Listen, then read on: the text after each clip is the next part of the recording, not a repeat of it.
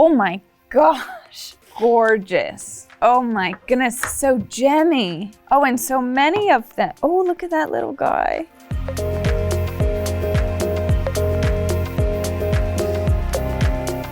Love it. This is a big box. Do we have a clue? A rose with spider webs? Let's see. Oh my gosh.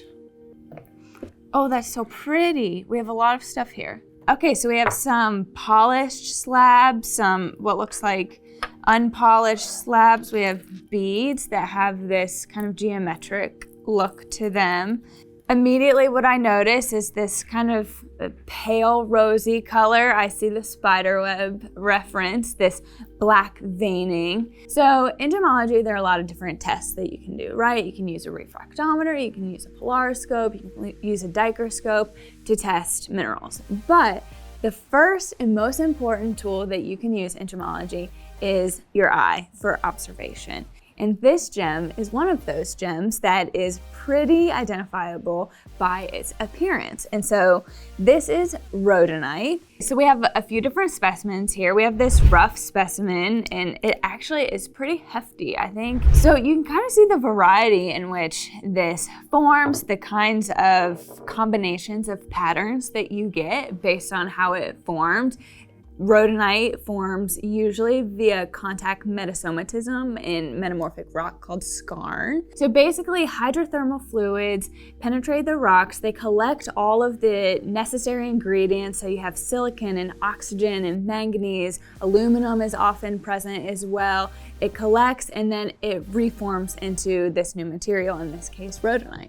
But when the manganese is exposed to oxygen or oxidized, that's what gives it that black color. And the manganese also gives the gem that rosy pink color. So it's kind of cool to have one element give two different colors within the same gemstone. And this is kind of a classic piece of rhodonite. As you can see, these all look kind of different. So this has this really cool like concentric banding, not a ton of that dark, deep black gray coloration. You have some of that lighter, more pastel, and even some whites here at the top. But this to me is classic rhodonite and pretty easy to identify just by your eye. Usually it's found in massive form, it's translucent to opaque, and it can be pretty large in size. And so it's going to be used as an ornamental material. It's fairly soft at about 5.5 to 6. These are actually pretty interesting because they are like maybe dodecahedrons. They have this geometric shape. They have a little bit of a dull luster, but as you can see, rhodonite can also have a vitreous luster. It can be pearly in some of the cleavage fractures.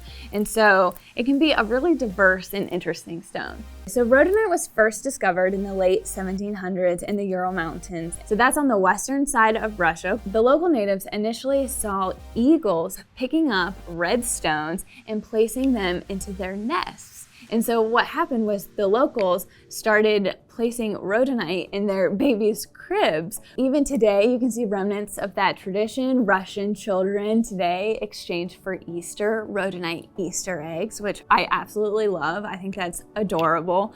But if you go to Russia, you will see rhodonite featured in a lot of different places. So if you go to the Hermitage Museum, which is in St. Petersburg, you will see rhodonite everywhere. There are rooms that literally have massive bowls, different vases, tazas. Rhodonite is prominently displayed, and these are large specimens. In the Peter and Paul Fortress or Cathedral, a lot of the royalty is buried there. And interestingly, Tsar Alexander II and his wife have matching gemstone sarcophagi next to each other. His is actually a green jasper, and hers is a beautiful, massive rhodonite slab. It's the state gemstone of Massachusetts. It's found in the Plainfield deposit near Cummington, Massachusetts. Oh my gosh. Luckily, my breath isn't taken away, so I can talk about it, but these are gorgeous. Gorgeous. Oh my goodness, so gemmy. Oh, and so many of them. Oh, look at that little guy. What we have here, we have 3 faceted ovals, an emerald cut faceted that is massive, and not massive meaning geologically massive, I mean size massive. That is huge. So rhodonite is usually found in massive form. With its 2 planes of perfect cleavage, its brittleness and its relative softness out of 5.5 to 6 is very difficult to facet. And so to see such beautiful sizes and beautifully faceted stones is relatively rare. Definitely collector's pieces. Let's get a little bit technical, okay? So we have these beautiful gems, but let's talk about what's happening molecularly. A silicate is a silica atom that is bonded to another molecule. So silica is formed of silicon and oxygen, and a silicate is anything with the silicon and oxygen molecule. So in this case, you have manganese. The interesting thing about rhodonite is it's part of a subgroup of silicates called inosilicates. And inosilicates are essentially groups of tetrahedrons, which tetrahedron means 4 face. You have a silicon, an oxygen, an oxygen, and an oxygen.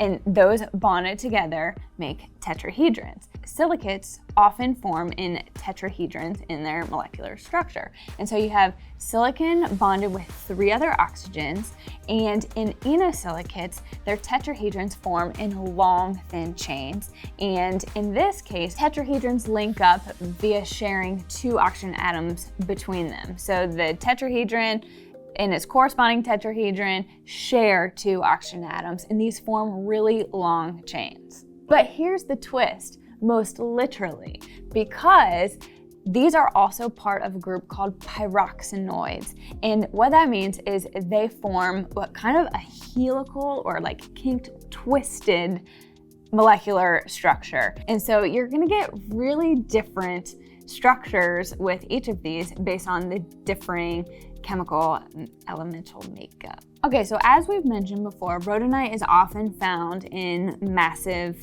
material. It's translucent to opaque. And so when you find facetable material that is even remotely transparent, it's definitely a collector's item, especially of this size. There are 2 places that are really known for crystallized rhodonite, and that's in Peru, and that's in New South Wales, Australia.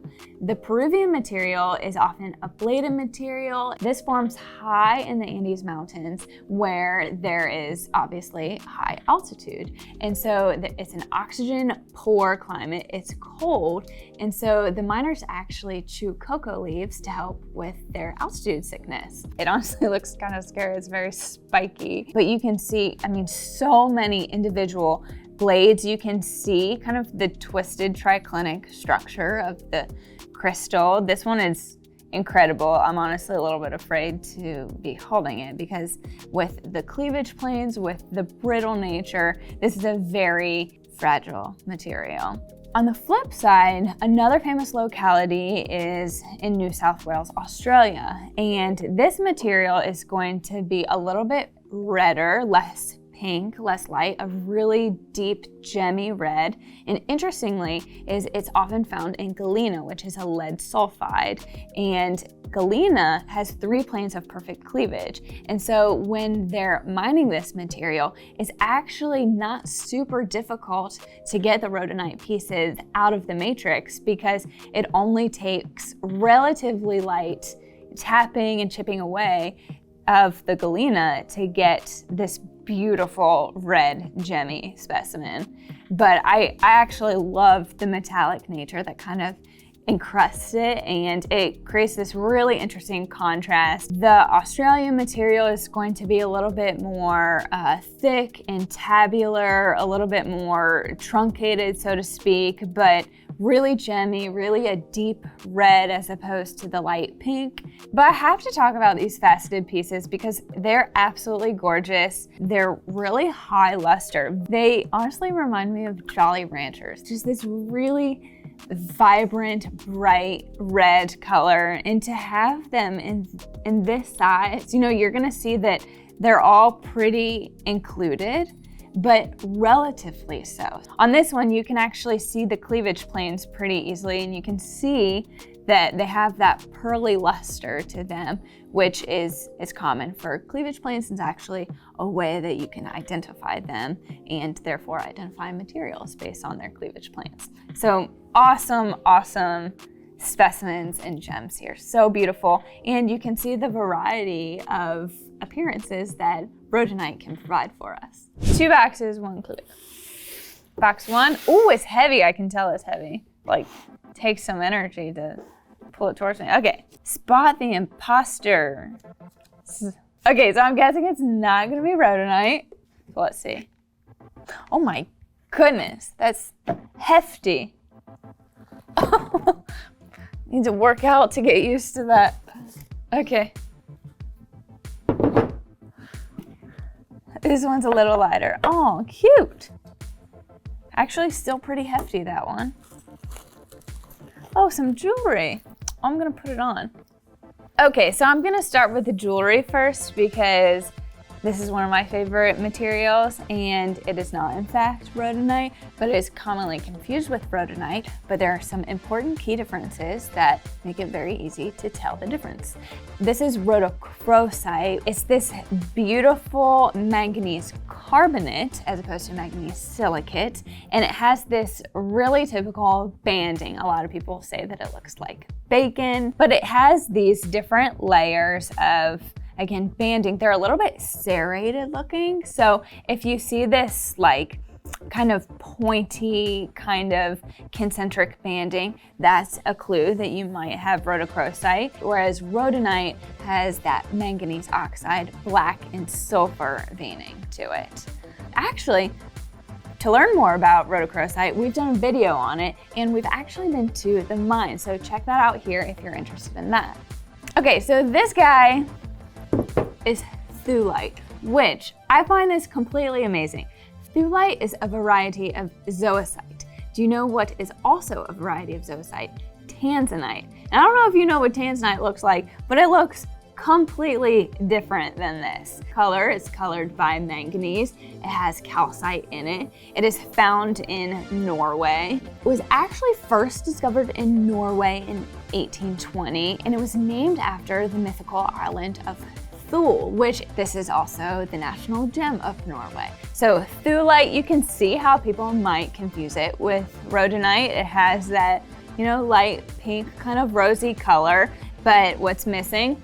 The black and gray veining. You don't have that. And it's a little bit more calcite filled than rhodonite. Okay, so this must be rhodonite, right? It's got the light pink rosy color. It's got the gray and black veining.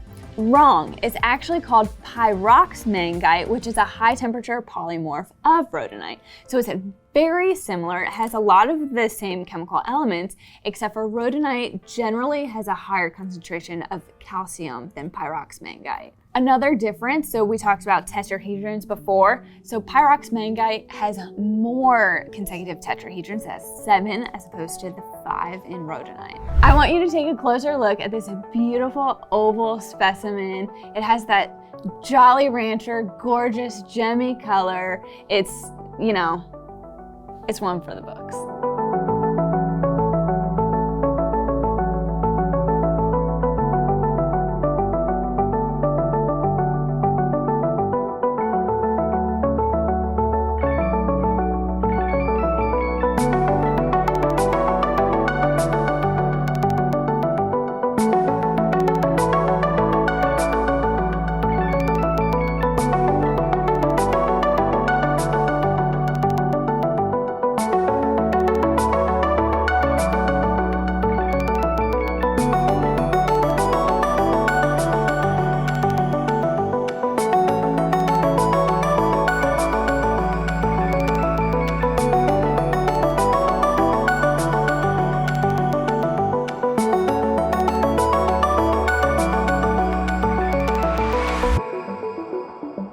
Okay, so I have to be honest. I feel like rhodonite often gets overlooked by its similar cousins like rhodochrosite that, you know, might get more attention in the mineral world. But I think rhodonite is super interesting. One of my favorite fun facts is about Tsar Alexander II's wife being buried in rhodonite. And I'm curious, would you want yourself and your spouse to be buried in beautiful gemmy sarcophagi? I think I would. That might be on my bucket list. Let us know down in the comments. Don't forget to like, subscribe, and ring that bell so you don't miss out on any of our future videos. Thanks for watching.